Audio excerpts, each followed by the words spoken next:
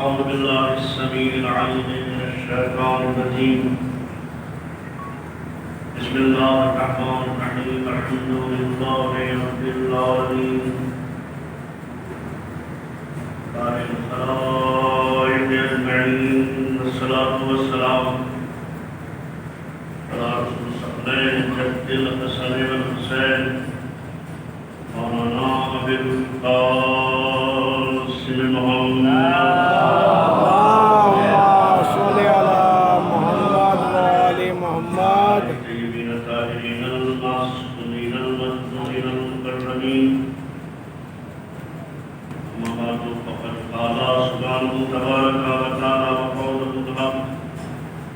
بسم الله الرحمن الرحيم. كل نفس ذائقة الموت. صلوات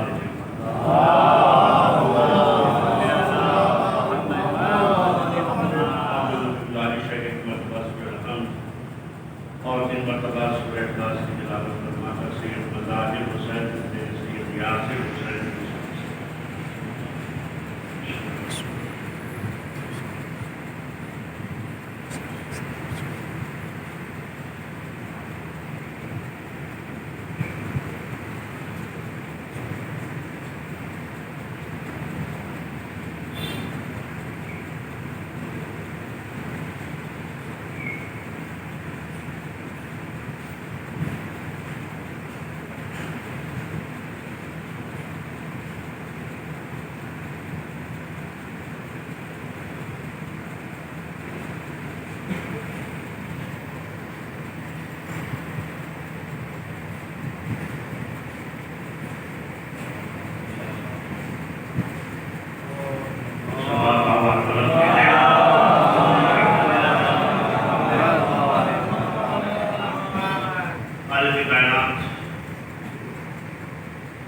ہم سب کا پیدا کرنے والا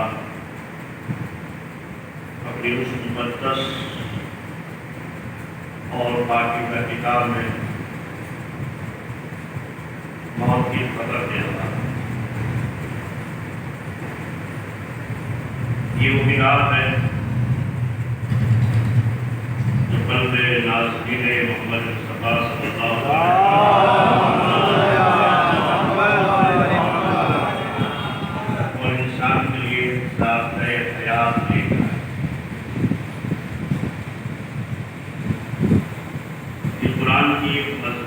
ہے کہ اللہ نے قرآن کو زندوں کے لیے پیدا کیا تھا اور ہم نے اسے مردوں کے لیے مختص کر دیا. کیونکہ دنیا کے اندر قانون بنایا جاتا ہے تو کبھی قبرستان والوں کے لیے نہیں بنایا جاتا بلکہ دنیا میں رہنے والوں کے لیے بنایا جاتا. اور ظاہر ہے اس دنیا میں حکومتیں پائی جاتی ہیں، قانون پایا جاتا ہے. اس کے صاحب حل و آپ بیٹھنے کے بعد وہاں کی فضا کو، وہاں کے ماحول کو، وہاں کے کلچر کو، وہاں کی زبان کو، سب کچھ چیزوں کو دیکھنے کے بعد پھر ایک قانون بناتے ہیں. لیکن آپ نے دیکھا کہ جس کے پاس عقل ہو اور وہ عقل بھی کسی کی ہوئی ہو، جب اس میں اتنا شعور پایا جاتا ہے کہ قانون زندوں کے لیے بنایا جاتا ہے، مردوں کے لیے نہیں بنایا جاتا. ہماری پارلیمنٹ نے جو قانون بنایا ہے یا دنیا کی جتنی بھی حکومتیں ہیں انہوں نے جو بھی قانون بنایا ہے، آپ نے کسی قانون کے اوپر، اس کی کتاب کے اوپر یہ نہیں دیکھا ہوگا کہ یہ مردوں کے لیے ہے، بلکہ یہ لکھا ہوتا ہے کہ دنیا میں رہنے والے انسان اور ہمارے وجود اربع میں رہنے والے انسان ہیں، یہ قانون ان کے لیے بنایا گیا ہے. لیکن یہ عجیب سی بات ہے کہ ہم تھوڑی سی رکھنے کے بعد یہ جانتے ہیں کہ یہ قانون زندوں کے لیے ہے، مردوں کے لیے نہیں ہے، اور ظاہر ہے جو ہمارا بھی خالق ہے جب وہ قانون بنائے گا تو وہ زندوں کے لیے بنائے گا یا مردوں کے لیے بنائے گا؟ ظاہر ہے اس سے ثابت یہ ہوا کہ نہیں، یہ قرآن مردوں کے لیے نہیں ہے، یہ قرآن زندوں کے لیے ہے، یہ قرآن ظاہر ہے۔ اب اس وقت میں یہ سمجھتا ہوں کہ اس ماحول کو دیکھتے ہوئے، اس کلچر کو دیکھتے ہوئے کہ جہاں پوری دنیا میں اس وقت قرآن کے اوپر حملے ہیں، اور لازمی آ جاتا ہے کہ آج ہم قرآن کو اتنا پڑھ کر اپنی زندگی میں اپنا لیں کہ ہمارا ہر عمل قرآن جیسا ہو جائے۔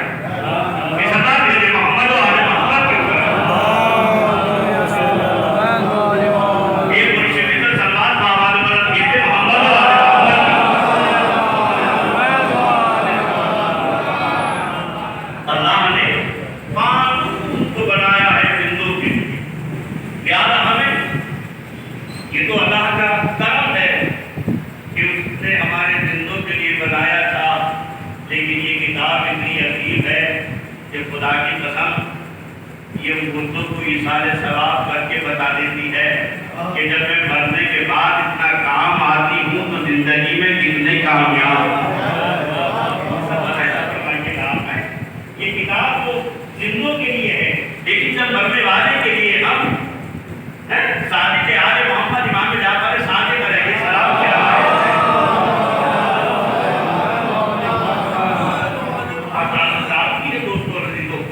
بس میری گزارش میں اسی طریقے سے عرض کرنا چاہتا ہوں کہ اس وقت دنیا کے اندر قرآن کی توہین ہو رہی ہے، قرآن جلایا جا رہا ہے نا، قرآن کی آج توہین ہوتی ہے، لیکن یہ مسلمان کتنا بے حس ہو گیا، اس لیے کہ اگر اس نے قرآن کے اوپر عمل کیا ہوتا اور یہ سوچتا کہ میری زندگی کا نام، میری حیات کا نام، میری ممات کا نام یہ قرآن ہے، تو ہماری سب کی آواز بلند۔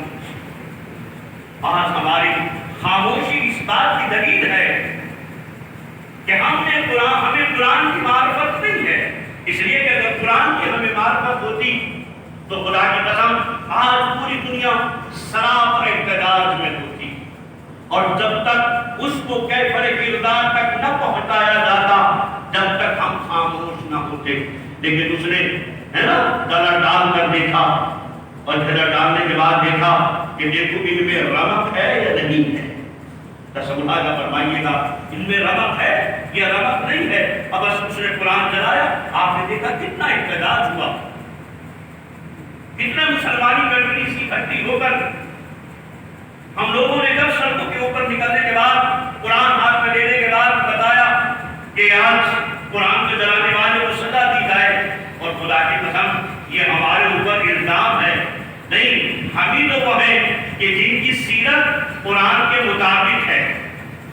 فرمائیے گا، ہم وہ قوم ہیں کہ جن کی سیرت اگر دیکھی جائے تو وہ قرآن کے مطابق ہے، وہ اس طریقے سے ہے کیونکہ ہمارے ہاں جب مجلس ہوتی ہے تو اس میں سیرت حسین ابن علی بیان ہوتی ہے، جب ہماری مجلس ہوتی ہے تو اس میں سیرت پیغمبر اسلام بیان ہوتی ہے، ہماری جب مجلس ہوتی ہے تو اس میں سیرت امیر المومنین علی ابن ابی طالب علیہ السلام ہوتی ہے۔ یعنی معلوم یہ ہوتا ہے کہ جب ہماری مجالس بیان ہوتی ہیں، مجالسیں ہوتی ہیں، تو اس میں سیرت اہل بیت بیان ہوتی ہے، اور سیرت اہل بیت کا ہی نام قرآن مجید ہے۔ اہل بیت عمل کرتے جا رہے تھے، قرآن نازل ہوتا جا رہا تھا، نکلنا دیتے محمد والے محمد کے اوپر،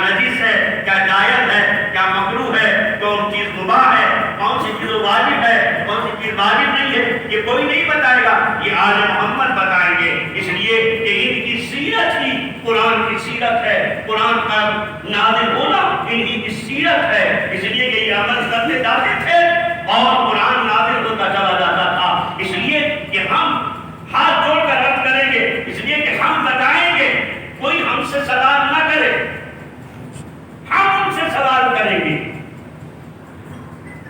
کوئی مسلمان ہم سے سوال نہیں کر سکتا، اس لیے کہ ہماری سیرت اہل بیت جیسی سیرت ہے،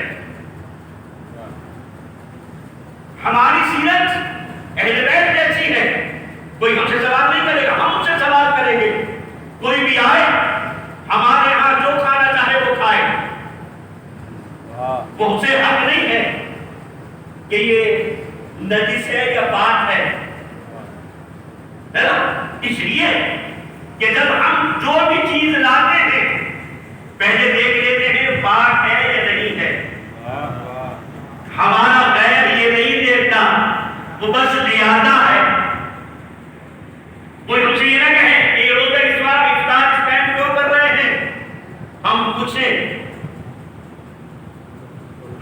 کہ یہ نجس ہے یا پاک ہے، اس لیے کہ وہ تو کہیں سے بھی نہیں آتے ہیں، لیکن جب ہم لے کر آتے ہیں بس معلوم یہ ہوا کہ ہماری سیرت آل محمد جیسی سیرت ہے، اور یہ قرآن مجید مقدس کتاب کہ ثابت ہے آل محمد امام جعفر صادق علیہ السلام، آیت کرسی کہ جو نماز وقت قبل کے لیے بھی حکم ہے، اعلان ہوتے ہیں ہمارے یہاں اس وقت قبر کے اوپر کہ بھائی آج ان کے لیے وقت قبر پڑھ دیجیے گا، لیکن پہلا آپشن یہ نہیں ہے کہ نماز وقت قبر پڑھی جائے، بلکہ میرے پیغمبر حضرت محمد مصطفیٰ صلی اللہ علیہ وسلم بالکل سامنے کی باتیں ہیں، لیکن کیونکہ کچھ رواج ہمارے یہاں جنم لے لیتے ہیں لہذا اس سیرت کو پیچھے ہٹا دیتے ہیں کہ اصل سیرت ہے، زیادہ پیغمبر نے ارشاد فرمایا ہے کہ پہلا کام نماز وقت قبل نہیں ہے، بلکہ پہلا ایصال ثواب کا راستہ صدقہ ہے، صدقہ رد بلا کو دور کرنے والا سب سے بہترین راستہ صدقہ ہے، اور اس صدقے سے بلائیں دور ہوتی ہیں، کیونکہ جب صدقہ آ گیا تو ایک حدیث پیغمبر اسلام صلی اللہ علیہ وسلم تھوڑا سا آپ نے یہ کرا گزرے اور کیونکہ میرا مزاج ایسا ہی مجلس پڑھنے کا ہے، ہو سکتا ہے آپ کو مزہ نہ آئے میری مجلس میں، کیونکہ میں تقریباً مزے کی چیزیں نہیں لے کے آیا ہوں، میں کڑواہٹ لے کر آیا ہوں، سمجھ رہے؟ آپ نے کبھی کسی ڈاکٹر کے پاس جا کر کہا ہے کہ ڈاکٹر صاحب آپ مزے کی دوا دی تھی؟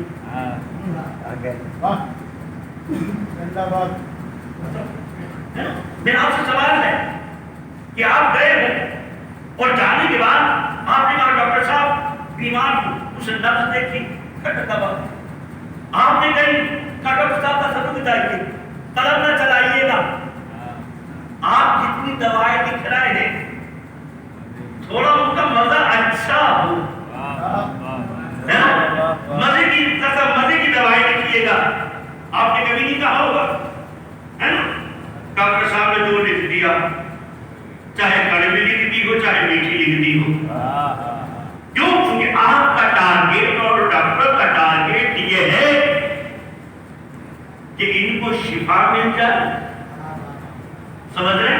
دوا چاہے کتنی بھی مرضی ہو، بس معلوم یہ ہوتا ہے اس کڑواہٹ میں اتنی شیریں ہے، آپ نے نہیں ہوگا کبھی کبھی ہاتھ نہیں پڑھنا آپ نے کسی بھی ڈاکٹر کا کہ ڈاکٹر صاحب ذاتی مزے کی دوا لکھ دیجئے، یہ عجیب کام ہے خدا کی قسم کہ جب مجلس کا موضوع آتا ہے مولانا صاحب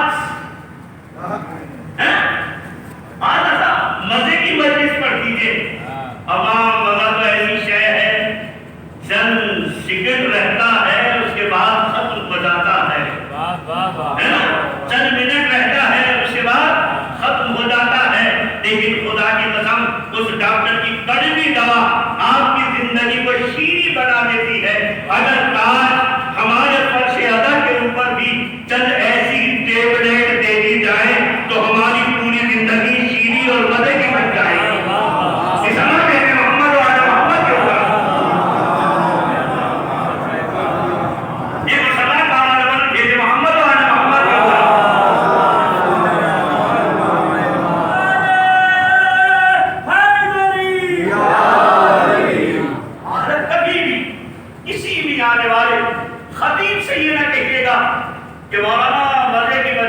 पढ़ी आपने?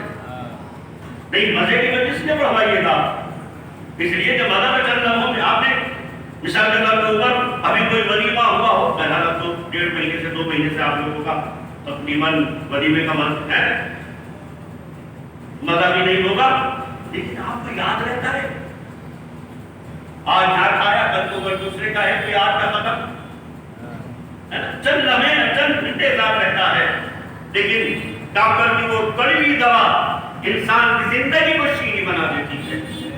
पैगंबर इस्लाम सल्लल्लाहु अलैहि वसल्लम पैगंबर के पास एक जवान एक शख्स आता है, आने के बाद कहता है अल्लाह के रसूल, मैं अपनी बीवी को तलाक देना चाहता हूँ, मैं अपनी बीवी को तलाक देना चाहता हूँ।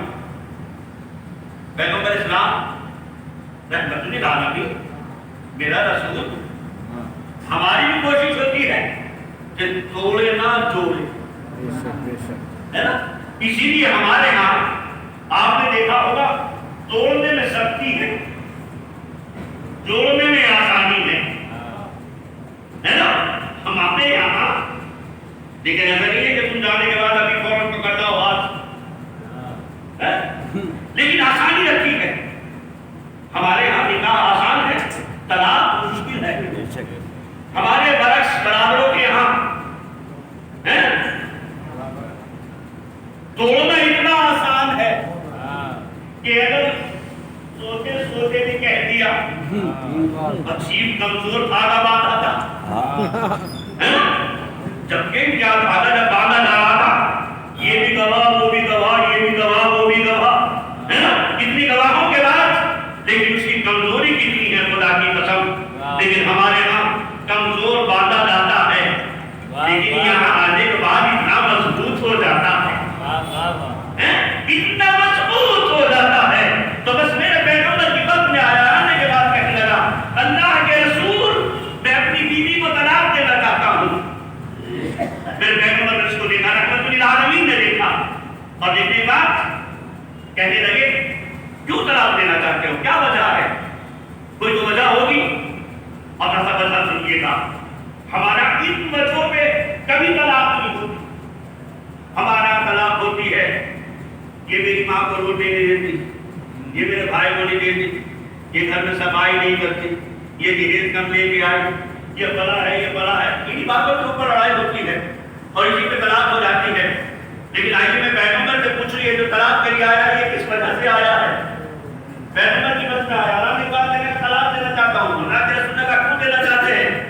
अल्लाह के रसूल इसलिए देना चाहता हूँ कि जब भी मेरे यहाँ मेहमान आता है, जब भी मेहमान आता है तो ये खाना पकाने में बड़ा तकल्लुफ करती है ना, और उससे होती है फिर बरस जाती है। पैगंबर इस्लाम सल्लल्लाहु अलैहि वसल्लम ने फरमाया, तो थोड़ा सा मुतवज्जह रखिएगा तो इंशाअल्लाह एक पैगाम होगा, एक मैसेज होगा। और आज मैं और आप अपनी सीरत को और आज अपनी इस मुश्किल जिंदगी को आसान कैसे बनाएं। आज ये मेरी और आपकी जिंदगी में इतनी मुश्किलात आती चली जा रही है। रोजाना हर इंसान साहिब शरबत हो या फकीर हो या गरीब हो, हम सब परेशान हैं, हर एतबार से परेशान हैं। लेकिन आइए हमने क्योंकि सीरत अहद को छोड़ दिया। अगर सीरत आले मोहम्मद हमारे दरमियान में हो तो खुदा की कसम कभी भी हमारी जिंदगी में मुश्किलें नहीं आ सकती, ये यकीन मानिएगा। पैगंबर इस्लाम ने कहा कि नहीं ऐसा नहीं होगा, आज तुम मेरी दावत कर दो, आज तुम मेरी दावत कर दो।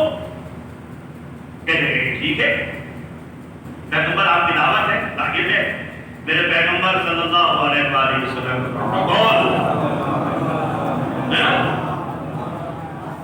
अल्लाह का रसूल अकेला तो चलता नहीं था, तो आप दुनिया के सरबराह ममलिकत अभी आपके मुल्क में आए हुए थे, है ना, 20-21 मुल्कों के सरबराह ममलिकत आए थे और पूरी दिल्ली बंद कर दी गई थी, नाकाबंदी कर दी गई थी, क्योंकि वो अकेला आता तो कहीं से भी गुजर सकता था। लेकिन अकेला नहीं गुजरता था वो, उसके साथ 40, 50, 100, 150, 200 गाड़ियों का काफिला होता था, تب وہ وہاں سے گزرتا تھا.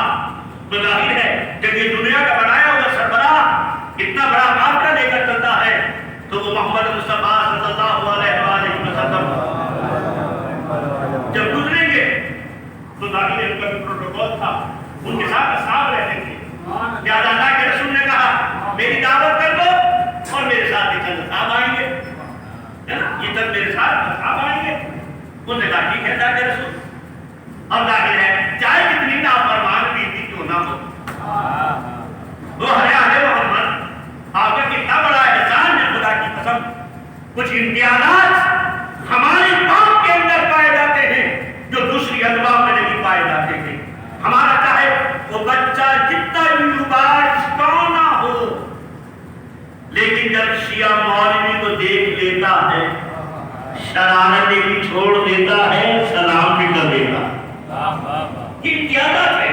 کچھ امتیازات ہمارے یہاں پائے جاتے ہیں, یعنی اچھائیاں زیادہ پائی جاتی ہیں, اچھائیاں زیادہ پائی جاتی ہیں. جہاں میرے پیغمبر سے کہا, میرے پیغمبر نے کہا جاؤ, جانے کے بعد اپنی بیوی سے کہہ دو کہ میں پیغمبر کی دعوت کر کے آ گیا, ہے نا. بس جیسے ہی وہ گیا جانے کے بعد کہتا ہے کیا میں پیغمبر کی دعوت کر کے آیا, اور وہ چاہے کتنا ناراض ہوتی ہے مہمان سے, ہے نا, لیکن جیسے ہی پیغمبر نے سنا حکم کچھ ہو جائے گی. یہ پیغمبر کو یقین تھا, لہذا میرے پیغمبر نے فرمایا تھا ملاحظہ فرمائیے بس یہی کے اوپر ایک میسج ہے, ایک پیغام ہے. پیغمبر نے فرمایا کہ جب میں آؤں تب اپنی بیوی سے کہنا کہ وہ بالکنی پہ چلی جائے, مجھے آتے ہوئے بھی دیکھے, اور جب میں جانے لگوں تب بھی مجھے جاتے ہوئے دیکھے. جب میں آؤں تب بھی مجھے آتے ہوئے دیکھے, جب جانے لگوں تب بھی مجھے جاتے ہوئے دیکھے. اللہ اکبر, کیا فلسفہ ہے خدا کی قسم, یہ کیوں بتا رہے ہیں. لیکن میرے پیغمبر نے فرمایا کہ آتے ہوئے بھی دیکھے اور جاتے ہوئے بھی دیکھے, آتے ہوئے بھی دیکھے, جاتے ہوئے بھی دیکھے. بس کچھ کہنے کے بعد کہ جب پیغمبر آئے تو تم بالکنی پہ چلی جانا, اللہ کے رسول کو دیکھنا. بس معلوم یہ ہوتا ہے کہ رسول کو دیکھنا بھی عبادت ہے. اور جب رسول آتا ہے تو خود رسول نہیں دکھائی دیتا, بلکہ جتنی نعمتیں ساتھ ہوتی ہیں وہ بھی دکھائی دیتی, وہ بھی دکھائی دیتی. یہ عجیب بات ہے کہ ہم پیغمبر اسلام صلی اللہ علیہ وسلم کو پیغمبر مانتے ہیں, ہم پیغمبر مانتے ہیں. لہذا پیغمبر اسلام نے فرمایا جب میں آؤں تو مجھے آتے ہوئے دیکھے.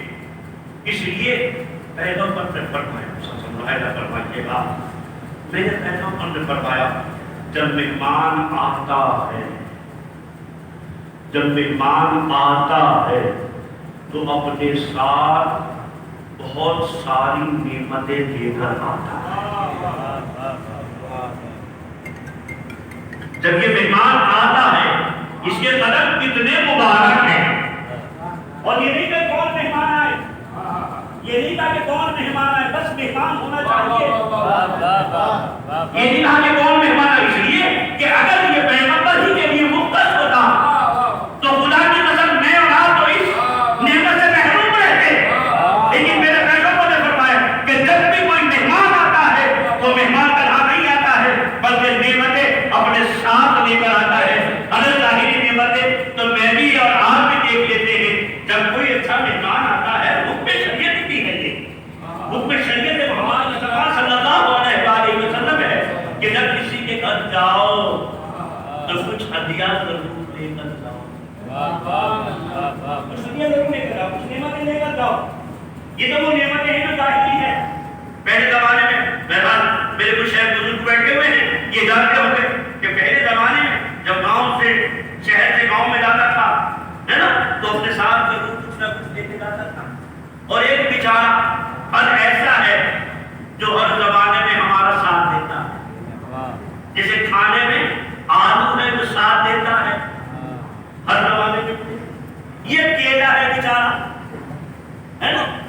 اور ساری نعمت جب چنی جاتی ہے دسترخوان پہ سب ختم ہو جاتی ہے, یہ بیچارہ کھڑا رہتا ہے, اس کو ہاتھ نہیں لگاتا کوئی, ہے نا. لیکن ایک ایسی نعمت ہے یہ کہ جو اللہ نے اس کے اندر بہت سی خوبیاں رکھی ہیں.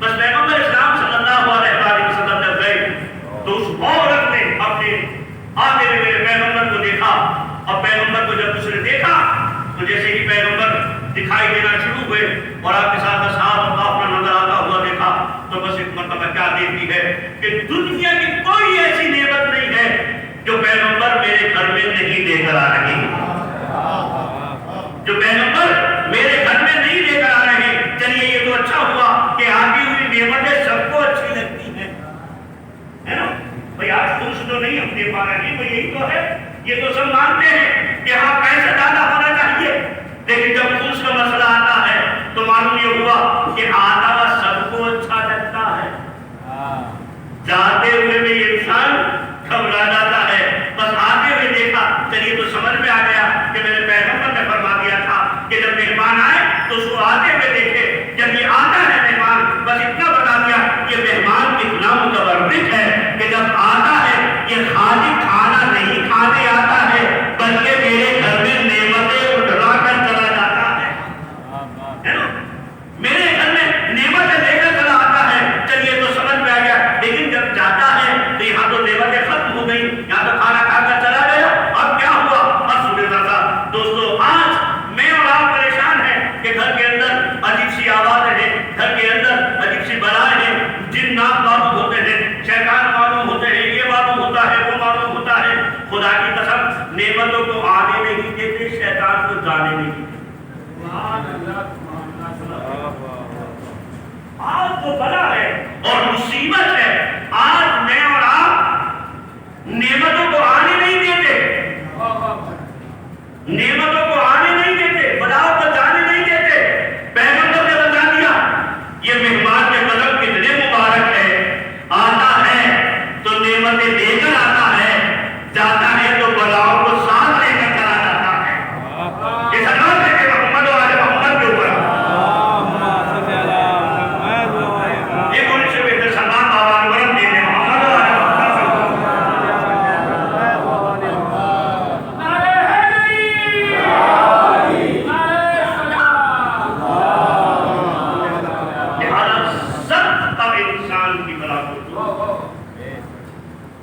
اگر میں چاہتا ہوں، اس لیے کہ کچھ قانون اللہ نے رکھے ہیں، اب میں سمجھتا ہوں کہ ہمارے گھر آمادہ نہیں ہے، چلیے دلی میں کچھ مشکلات ہیں بہرحال، لیکن ہمیں پہلے گھر کو خریدنے سے پہلے ہی سب کچھ دیکھنا چاہیے، ہے نا، کہ مہمان کے لیے بھی جگہ ہے یا نہیں ہے، نماز پڑھنے کی بھی جگہ ہے یا نہیں ہے، سمجھ رہے؟ جب مر جائیں گے تو اس دینے کے لیے جگہ ہے یا نہیں ہے۔ بعض جگہ کے اوپر بہرحال میرا بھی رابطہ ہے، آپ کا بھی رابطہ ہے، دلی میں خدا کی قسم عجیب ہے منظر، ہے نا، کہ جب مرنے والا مر جاتا ہے، وہ چھوٹا سا گھر ہوتا ہے، اس کے اندر نہ ڈوبا قبلہ کیا جا سکتا ہے، نہ کسی کا قبلہ کیا جا سکتا ہے، اس کا گرانا کتنا دشوار اور کتنا مشکل ہوتا ہے۔ اس کے لیے ہمیں سنجیدگی کے ساتھ سوچنا چاہیے، ہم اپنا گھر بعد میں آباد کریں، قبرستان پہلے آباد، اس لیے کہ حضرت امام حسین علیہ السلام نے خطبہ ارشاد فرمایا ہے یہ موت تمہارے پیچھے پیچھے دوڑ رہی ہے، تم صحت یابی کے لیے چاہے جتنی دوائیں کھاؤ، لیکن یہ اجل ہے چپکے سے آنے کے بعد تمہارے قریب آ جاتی ہے اور تمہیں لے کر چلی جاتی ہے، تمہیں پتہ بھی نہیں چل پاتا۔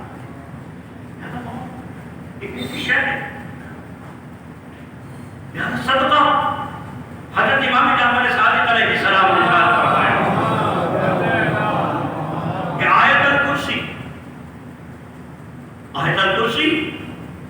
وہ ہے کہ میرے امام نے فرمایا کہ جب انسان ایصال ثواب کے لیے آیت الکرسی کی تلاوت کرتا ہے تو فرشتے فوراً اس کو لے کر اس کی قبر میں پہنچتے ہیں، اور پہنچنے کے بعد اللہ فرشتوں کو حکم دیتا ہے کہ اس کی قبر سے عذاب ختم کر دیا جائے، اور پھر فرماتے ہیں امام صادق علیہ السلام کہ اس آیت کرسی کے ہر لفظ کے برابر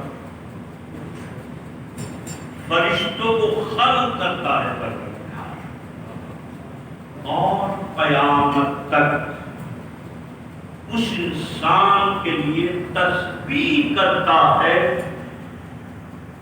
یہ سارے فرشتے. اب آپ اللہ خود ملاحظہ فرما لیجیے گا کہ آیت الکرسی کے اندر کتنی آیات ہیں، کتنے حرف کا، ہر حرف کے بدلے اللہ ایک فرشتے کو پیدا کرتا ہے اور ان کو کہتا ہے کہ اس کے لیے اور اس مردہ کے لیے قیامت تک تسبیح کرتا رہے، تسبیح کرتا رہے. کیوں؟ کیونکہ یہ تسبیح بہت اہم ہے. امام جعفر صادق علیہ السلام کی دوسری حدیث کہ اللہ نے امام حسین علیہ السلام کی خاک شفا میں 8 معجزے رکھے.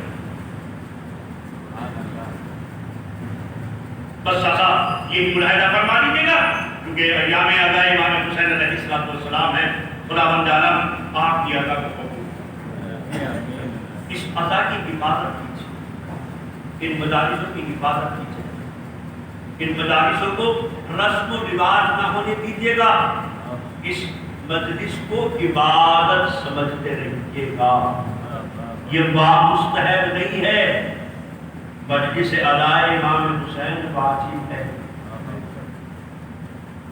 امام حسین کی مجلس واجب ہے، جیسے نماز واجب ہے اسی طریقے سے مجلس امام حسین واجب ہے. اس کی حفاظت کرنا ہمارا اور آپ کا کام ہے. یہ بڑی قربانیوں کے بعد آپ تک پہنچے. خدا کی قسم اگر میرے پاس وقت ہوتا تو میں کچھ باتیں عرض کرتا، ایک آدھی بات درمیان میں آ جائے گی تو عرض کروں گا کہ یہ مجلس، یہ ماتم، یہ حلقے، یہ ہمارے جلوس، یہ سب شعار الہی اللہ کے شعار ہیں.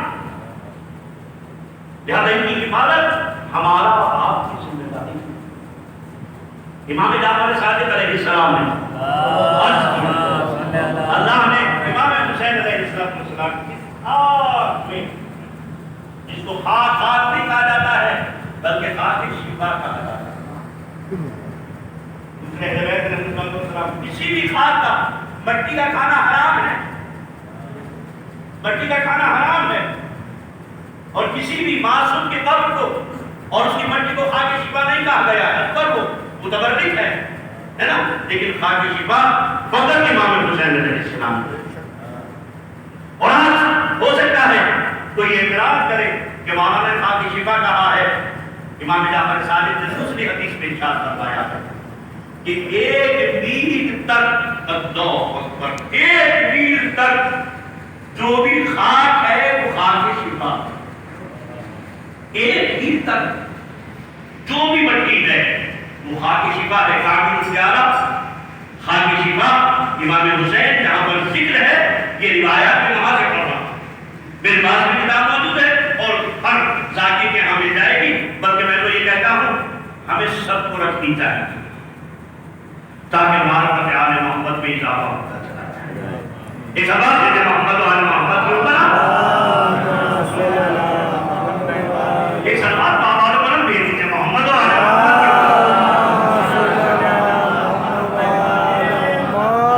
اس لیے کہ عبادت، صلوات ایک ایسی عبادت ہے کہ جب آپ بھیجتے ہیں تو آپ کے ساتھ اللہ بھی بھیجتا ہے، فرشتے بھی.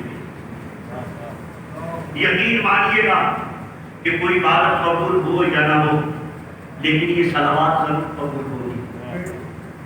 اس لیے کہ میرے آپ کے تلفظ میں غلطی ہو سکتی ہے لیکن جب اللہ بھیجتا ہے اور فرشتے بھیجتے ہیں، نہ تلفظ میں غلطی ہوتی ہے نہ خلوص میں غلطی ہوتی ہے.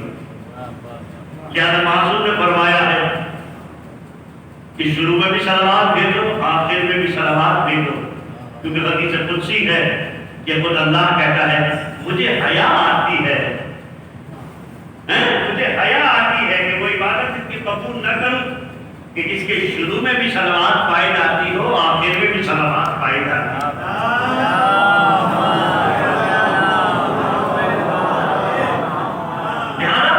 بیٹھے میں بھی ہو، چلتے میں بھی ہو، اپنے ذہن کو مہکاتے رہو ذکر محمد و آل محمد، صلوات ذکر محمد و آل محمد. یہاں امام صادق علیہ السلام نے فرمایا خاک شفا، اس کے اوپر سجدہ کرو. لیے کہ مولا نے فرمایا ہے اس پہ سجدہ کرنے سے 7 حجاب ہٹا دیے جاتے ہیں. جو نماز کو قبول کرنے کے لیے حجابات آ جاتے ہیں وہ مولا فرماتے ہیں کہ 7 حجاب ہیں کہ جو ہماری نماز قبول کرنے کے لیے روکتے ہیں، لیکن جب خاک شفا کے اوپر سجدہ کر لیتے ہیں وہ حجاب برطرف ہو جاتے ہیں، وہ حجاب برطرف ہو جاتے ہیں. تو امام صادق نے فرمایا ہے، امام نے فرمایا ہے کہ خاک شفا کی تسبیح پڑھو. یہ پلاسٹک کی ہے نا، بہرحال یہ گرنے کے لیے میں یہ نہیں کہہ سکتا کہ مسجد کو اٹھا کر ان کو پھینک دیجیے، لیکن کوشش کیا کرے کہ احترام سے خاک شفا کی تسبیح رکھیں. کیونکہ میرے مولا نے فرمایا، امام صادق علیہ السلام نے فرمایا ہے کہ انسان جب ایک دانے کے اوپر کہتا ہے اللہ اکبر، آرام سے پڑھوں گا، جب کہتا ہے اللہ اکبر ہر دانے کے اوپر اللہ 40 ثواب لکھتا ہے. 40 حسنات ایک ذکر کے اوپر لکھتا ہے. میرے پروردگار یہ تو ذکر کا بات ہو گئی، تاکہ خدا کی قسم وحدانہ قربان کبھی کبھی انسان رک جاتا ہے، تھک جاتا ہے، بول نہیں پاتا ہے، اسی طرح متوجہ ہو جاتا ہے. لیکن تسبیح ہے کہ 2 اشاروں سے پڑھتا رہتا ہے.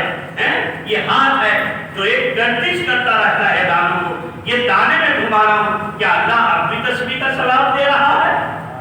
تو میرے مولا نے فرمایا، امام صادق نے، اب اگر ذکر بھی نہیں کر رہا ہے فقط دانوں کو گھما رہا ہے تو ثواب تسبیح کب نہیں ہوا ہے؟ کہا کہ اب 40 دے رہا تھا اب 20 لکھ رہا ہوں. بس آپ نے بلایا فرمایا فرمایا ہے کہ اپنے بچوں کا تعلق کہاں سے اٹھائیں؟ خاک شفا سے اٹھائیں. اس لیے اٹھائیں کہا کہ یہ بچہ ہر بلا اور مصیبت سے محفوظ رہے گا اور اس کے دل میں ولایت آل محمد کا روشن ہو جائے. اس اللہ سے محمد اور آل محمد کے اوپر بچے کا تعلق کہاں سے اٹھائیں؟ خاک شفا سے اٹھائیں. چوتھے میرے مولا نے فرمایا ہے کہ اپنے ساتھ خاک شفا رکھا کرو. کیوں رکھا کرو؟ امام صادق نے فرمایا کہ یہ آپ کی حفاظت کرتے ہے، آپ کی حفاظت کرے گی ہر بلا اور مصیبت سے، آپ کو محفوظ رکھے گی خاک شفا. اور شاید امام سجاد علیہ السلام نے کربلا کے بعد اس لیے اپنے پاس رکھا اور فرمایا ہے مستحب ہے کہ جب سفر میں جاؤ تو اپنے ساتھ خاک شفا کو لے کر جاؤ. میرے سفر کا تو سمجھ میں نہ آیا، لیکن اتنی بات ضرور میرے سمجھ میں آئی خدا کی قسم کہ میرے مولا نے اس میں شاید یہ حکمت رکھی ہو. میرے مولا نے شاید اس میں ایک حکمت یہ بھی رکھی ہو کہ اگر رستے میں موت آ جائے، ذرا غور فرمائیے گا، لطف اندوز ہوں گے، اگر رستے میں موت ہو جائے تو تمہارا جنازہ مجبور نہ رہے، تمہارا جنازہ مجبور نہ رہے، بلکہ جب تمہارا سامان تلاشا جائے تو جب خاک شفا نکلے گی تو بس یہی اعلان ہوگا یہ کوئی کربلائی مر گیا ہے نا. بس معلوم یہ ہوتا ہے ارے ہمارا مولا تو ہماری اس موت کو بھی مجبور نہیں رکھنا چاہتا ہے، ہماری اس موت کا ایک رسمی کربلا بتانا چاہتا ہے. اس اللہ کے محمد و آل محمد کے اوپر یہ وہ سلام مولانا بھیجے محمد و آل محمد کے اوپر. پانچ مولانا نے فرمایا ہے کہ جب طوفان آ جائے، سیلاب آ جائے تو فرمایا ہے کہ خاک شفا اس کے اوپر ڈال، وہ طوفان رک جائے گا، وہ طوفان رک جائے گا. اتنی طاقت ہے اس خاک شفا میں کہ بہتا ہوا طوفان رک جاتا ہے. خدا کی قسم رک جاتا ہے. ساتویں امام صادق علیہ السلام نے فرمایا ہے کہ یہ خاک شفا حوروں کا عطیہ ہے نا. جب عطیہ دیا جاتا ہے تو کتنا اہم ہوتا ہے. فرماتے ہیں کہ حضور کا ہدیہ ہے. کیسا ہدیہ ہے؟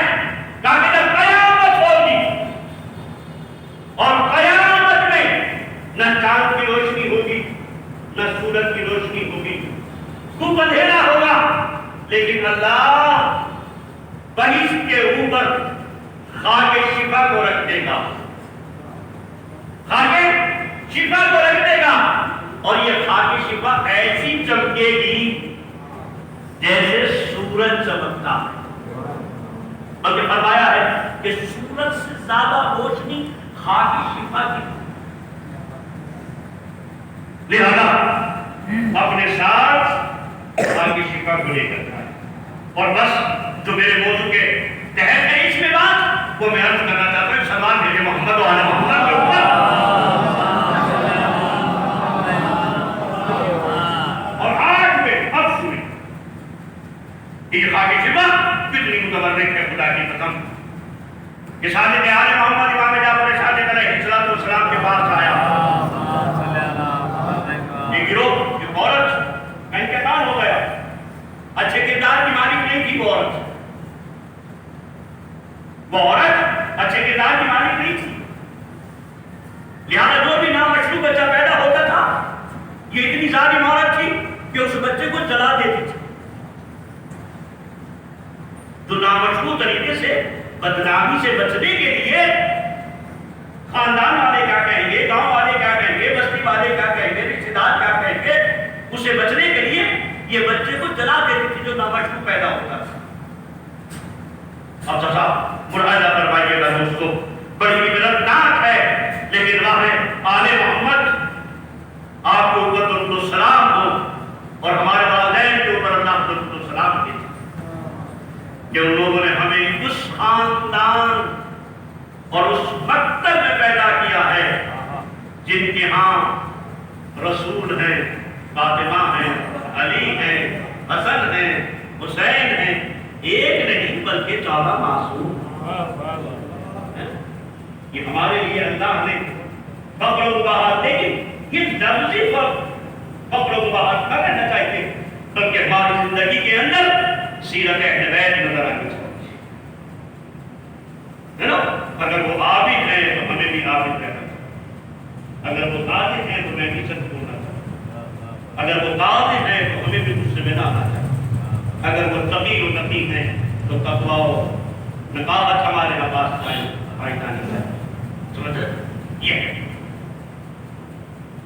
جب نامشروع بچہ پیدا ہوتا تو جلا دیتی تھی. اب اس عورت کا انتقال ہو جاتا ہے. جب اس کا انتقال ہو جاتا ہے تو یہ زمین میں اس کو دفنایا جاتا ہے. اس کو جیسے ہی دفنایا جاتا ہے زمین اس کو اپنے سینے میں نہیں لینا چاہتی، جنازہ اوپر آ جاتا ہے. کتنا عبرتناک وہ وقت ہوگا.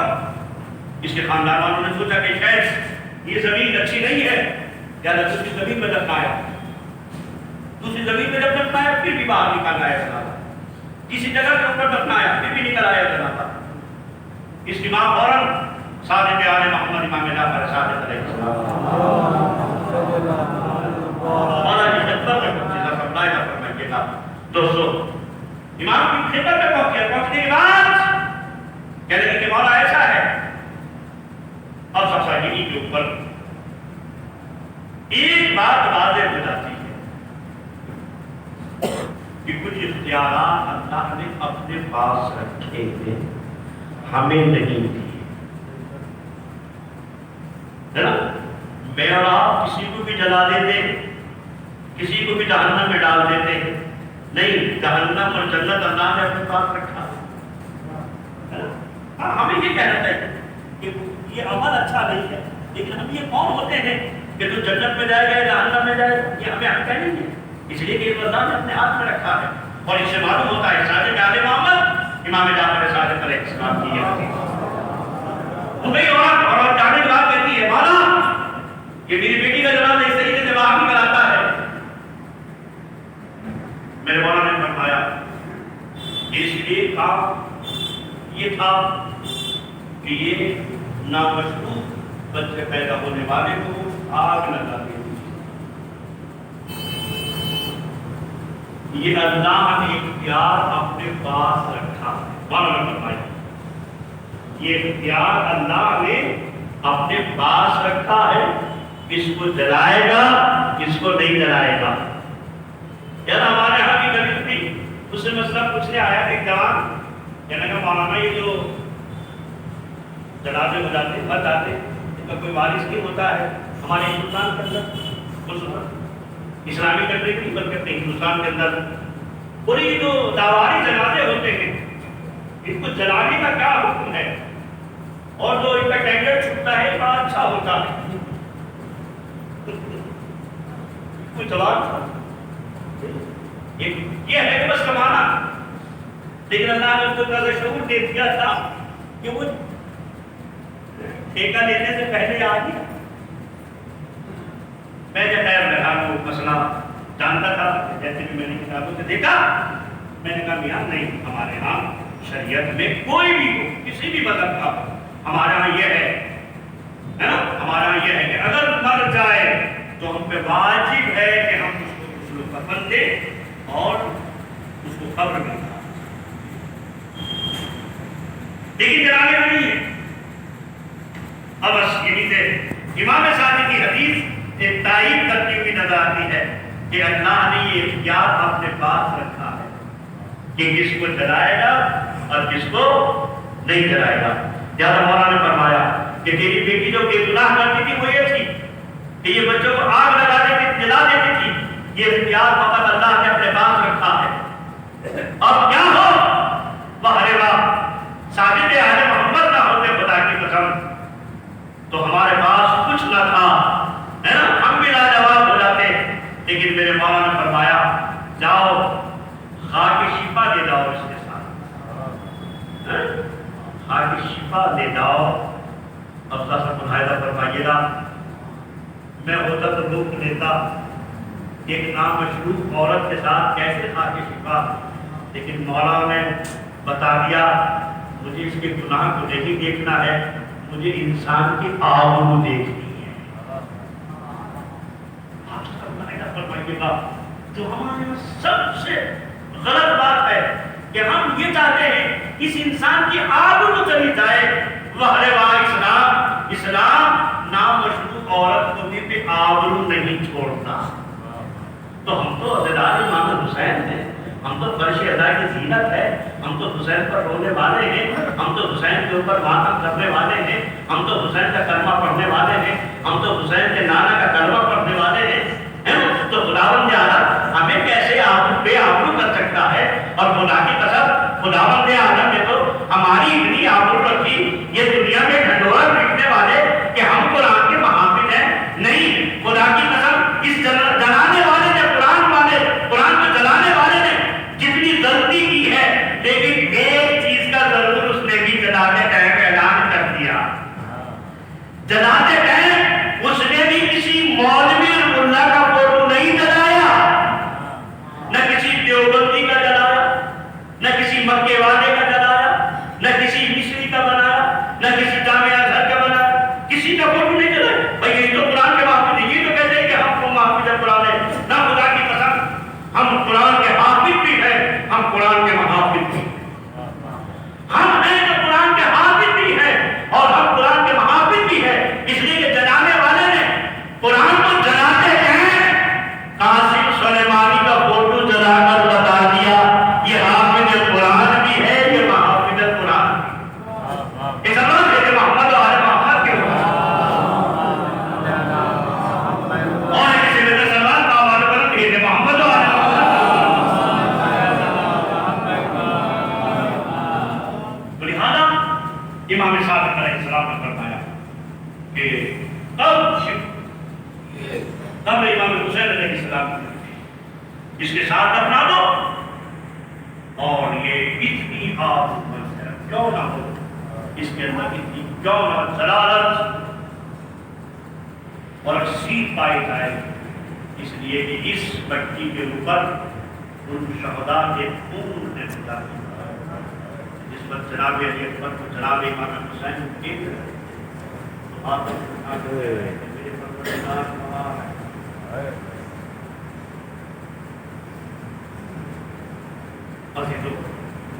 بس میں نے مجلس تمام کر دی اور اللہ سے دعا کرتا ہوں پروردگار یہ جو بھی ہم نے ذکر کیا ہے اور اس مجلس کا ثواب اجر و ثواب رکھا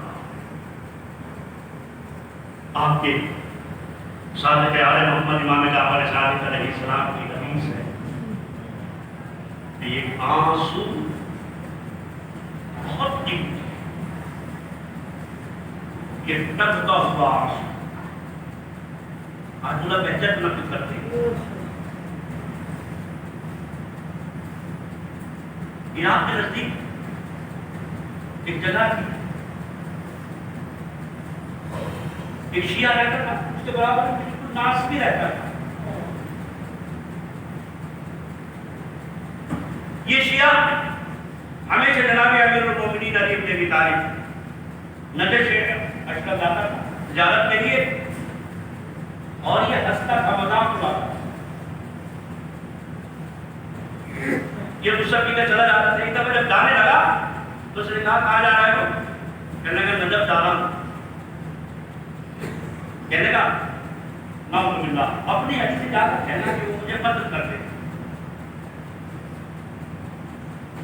اور یہ میرا پیغام ضرور پہنچانا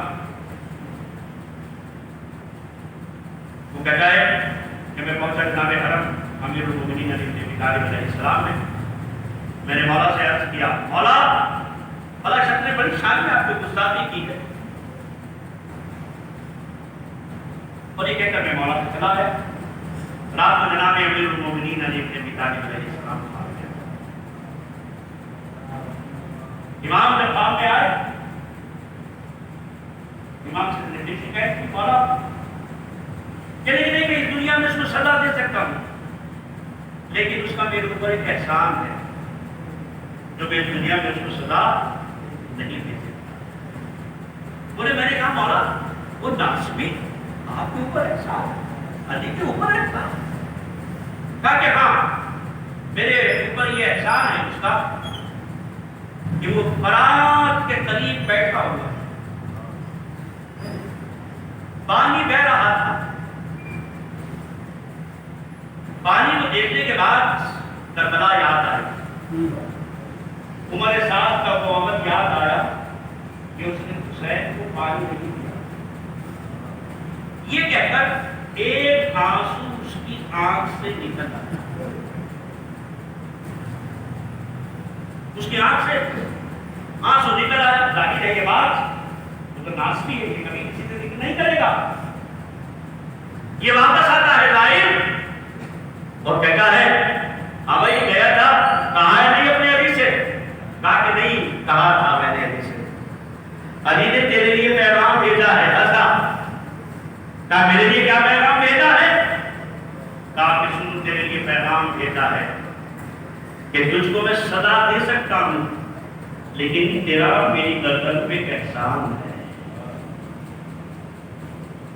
اب آپ دیکھیں کہ تک وہ کیا احسان ہے تاکہ وہ احسان یہ ہے کہ تو فرات کے قریب بیٹھا ہوا پانی تو دیکھ رہا تھا تجھے کربلا یاد آئی تو نے کہا عمر سعد تیرے پہ لعنت کرے اللہ تو حسین کو اگر 2 گھونٹ پانی دے دیتا تو تیرا کیا کم ہو جاتا اور یہ کہہ کر تیری آنکھوں سے آنسو نکل آیا تھا وہ احسان ہے تیرا علی کی گردن کے اوپر کہ تم نے حسین کے اوپر گریا کیا لہذا میں تجھے دنیا میں سزا نہیں دے سکتا ہوں بس ابھی تو یہ بات سننا تھا کہ فوراً کہتا ہے اب تک جتنا بھی برا بھلا کہتا تھا فقط یہ بات سن کر کہتا ہے کہ میں آج سے شیعہ امیر المومنین ہوا جاتا باقی تو میرے دوستوں میرے عزیزوں میرے بھائیوں آپ بہت اچھے ہیں خدا کی قسم اس لیے اچھے کہ آپ ادھر دنیا میں مصروف ہیں آپ لیکن جب پرچے ادا دل جاتا ہے تو آپ سب کام کو چھوڑ کر حسین کی مجلس میں آ جاتے ہیں اور یہ عمل امام زمانہ کو بہت پسند ہے ہمارے بہت بڑے فقیر مجتہد اعظم علامہ پہلو قلوم، کربلا آشور کا دن تھا، اپنے چند شاگردوں کے ساتھ کربلا میں آئے اور اس مقام کے اوپر پہنچے جہاں سارے عزادار، آپ نے خود دیکھا ہوگا کہ عزاداری کرتے کرتے جب ایک چوراہا آیا آتا ہے یا وہ مقام آتا ہے کہ جو امام بارگاہ یا حرم سے ہمیں قریب کرتا ہے تو ہمارے جوش میں اور ولولے میں اور زیادتی آ جاتی ہے۔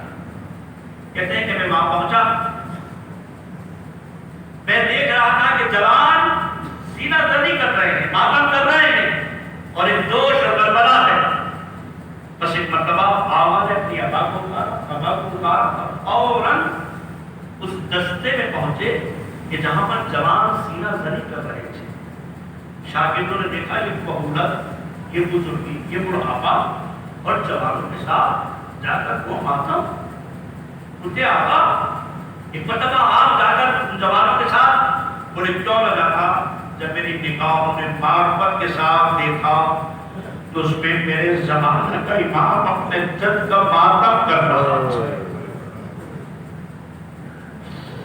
آقا سے ملاحظہ فرمائیے، اگر آپ قربت اللہ ایک سینے پہ ہاتھ ڈالتے ہو، یہ چلنے والی اجمل اس کا نگران امام زمانہ میرے باپ کے ساتھ ساتھ چلتا ہے۔ کہتے جیسے میں نے دیکھا میرے زمانے کا امام ماتم کر رہا ہے اپنے جد کے اوپر، تو بس میں فوراً گیا، جانے کے بعد میں نے اپنے امام کے ساتھ حسین کا ماتم کیا۔ عزیزوں، لہذا اس مجلس اور اس عزیزداری کو آپ جتنا بھی خرچ کر سکتے ہیں خرچ کیجیے گا، جتنا بھی خلوص اس میں پیدا کر سکتے ہیں، اس لیے کہ یہ رسم و رواج نہیں ہے، یہ عبادت ہے۔ یہ عبادت وہ عبادت ہے جو ہماری زندگی کا سبب ہے۔ یہی ادائے امام حسین علیہ السلام ہے۔ خدا کی قسم کہ جب اکبر کا جنازہ آیا ہوگا زینب نہ کوئی ہوگی، کیا حسین نے ماتم نہیں کیا ہوگا؟ نہیں، پتھر کا دل تو لگا حسین کے پاس، زینب پتھر کا تو دل نہیں رکھتی تھی، لیکن زینب کیسے روتی؟ اس لیے کہ اگر زینب روتی تو سکینہ کو کیسے تسلی دیتی؟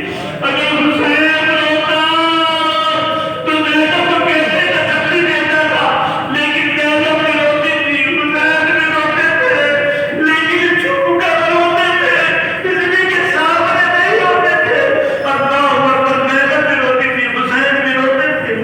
اللہ اکبر، روایت کے جملے یہ ہیں کہ جب شام سے زندان شام سے جب یہ لٹا ہوا قافلہ چلنے لگا، روایت کے جملے یہ ہیں، آپ نے سنے ہیں مسائل میں، کہ جب بھی یزید امام زین العابدین کو بلاتا تھا تو زینب تڑپ جاتی تھی، اس لیے کہ کوئی شہر نیا ظلم ہونے والا ہے۔ جو میرے بقیدے کو بلایا ہے زینب ہے، جو کبھی زندان کے دروازے کے اوپر ہے، زینب کو بلائی ہوئی ہے۔ ارے بھتیجے کے آنے میں دیر ہوئی، اللہ اکبر، ایک مرتبہ کیا دیکھا کہ بھتیجے کی ہتھکڑیاں کٹی ہوئی ہے، تو میرے سے اتار دیا گیا ہے، بیڑیاں کاٹ دی گئی ہے۔ پوچھا میرے نام خیر تو ہے؟ کہا کہ اماں ہمیں آزاد کر دیا، لیکن اس نے یہ کہا ہے کہ جا کر پہلے پوچھ لو تم یہی رہنا چاہتے ہو یا مدینہ جانا چاہتے ہو؟